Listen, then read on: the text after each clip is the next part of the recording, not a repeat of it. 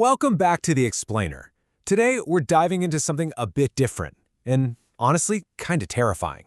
We're going to unpack the chilling anatomy of digital-to-physical meetups gone completely wrong. I mean, we've all been there at some point, right? You're scrolling through an online marketplace, hunting for that perfect, absolutely unbeatable steal.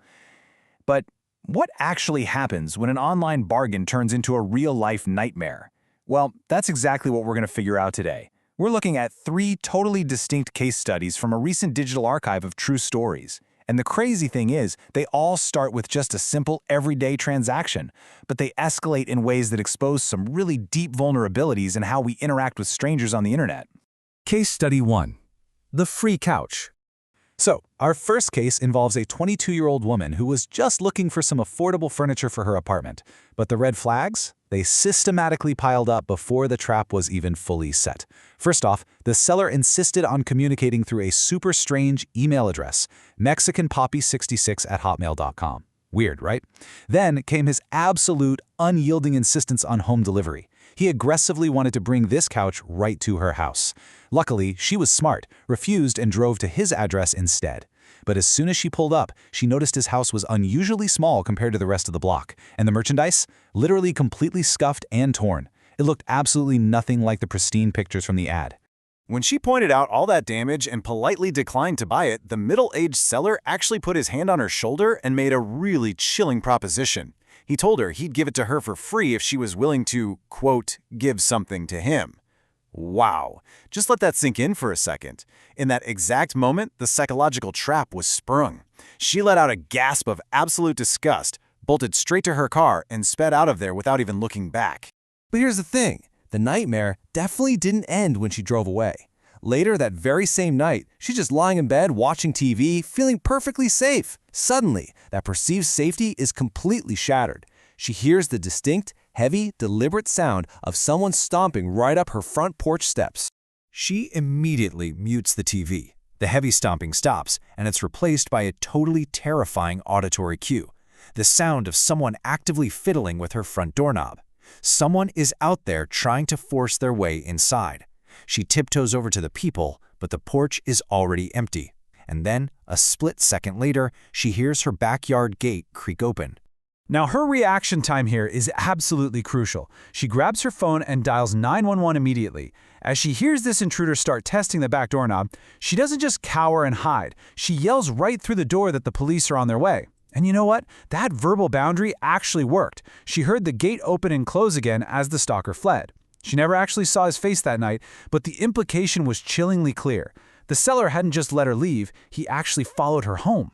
Case Study 2. The Phantom Camry. All right, moving on to our second case. This time, the target is a father searching for a reliable car for his 18-year-old son's birthday. And the bait here was incredibly potent.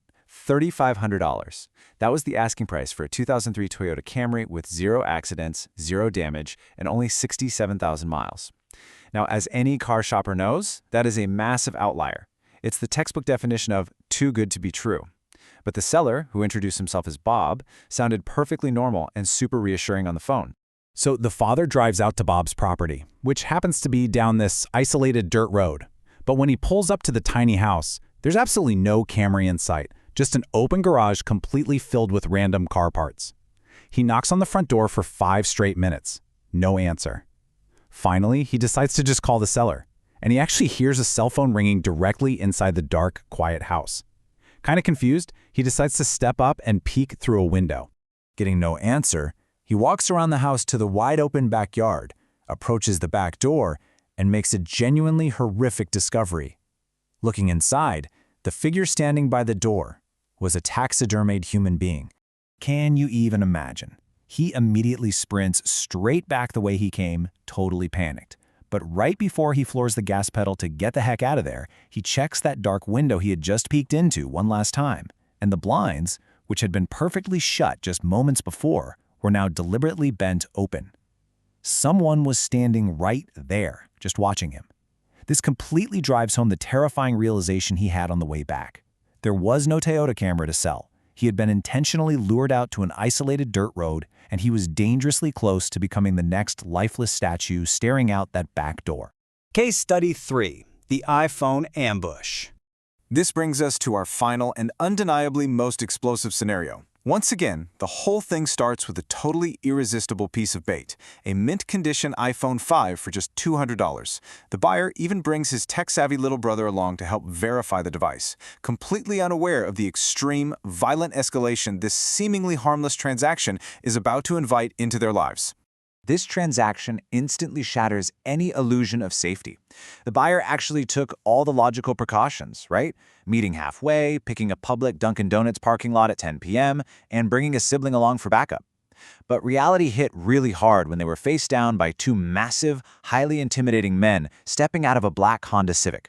Now, despite a super tense moment where the seller randomly attempts to bump the agreed-upon price up to $250, the original $200 transaction actually happens, and both parties just get back into their cars. But guys, here's where the timeline dramatically escalates. At 10 p.m., the parking lot transaction is completed. By 10:05 p.m., as the buyer pulls onto the turnpike, he notices that same black Honda Civic is aggressively tailing them, matching every single turn they make. By 10:15 p.m., the pursuit gets so dangerous that the buyer literally has to floor it through a red light at an intersection just to shake them. And it works. They take a super long, winding route back home to be safe. But then, midnight hits. The buyer is sitting in his bedroom setting up the new phone. He hears two car doors slam outside, looks out the window, and his heart just stops. That black Honda Civic is parked directly across the street. The situation goes into pure survival mode. The buyer realizes these attackers are already walking right up to their house. He scrambles into his parents' room, wakes his dad up, and frantically explains everything in a matter of seconds. His dad grabs a baseball bat and crouches directly behind the front door, just as a massively loud knock echoes through the entire house. The dad screams through the door for the men to go away, and the attackers outside, they escalate things to a lethal level immediately. One of the men shouts that he has a gun and threatens, quote, "I'll shoot the lock off." The family immediately calls their neighbor Joe, who actually happens to be an off-duty police officer living just 2 doors down. Joe tells them he is on his way and orders them to stay totally hidden. And then, the absolute unthinkable happens. The buyer recalls hearing the distinct sound of a silenced shot of a pistol. He peeks over his barricade and sees a fresh bullet hole blown straight through their front door. It went literally inches away from exactly where his dad's head was just positioned. Outside, the standoff abruptly ends. They hear Joe, their off-duty cop neighbor, screaming at the men to drop their weapons. The attackers actually comply. They lower their guns, and Joe successfully arrests both armed men right there in the front yard. The family ultimately survived what the buyer later called the absolute scariest day of his entire life. The cost of a deal. So, when we step back from all the adrenaline, what do these 3 harrowing cases actually reveal to us? Well, a very clear pattern emerges. It's essentially the anatomy of an ambush.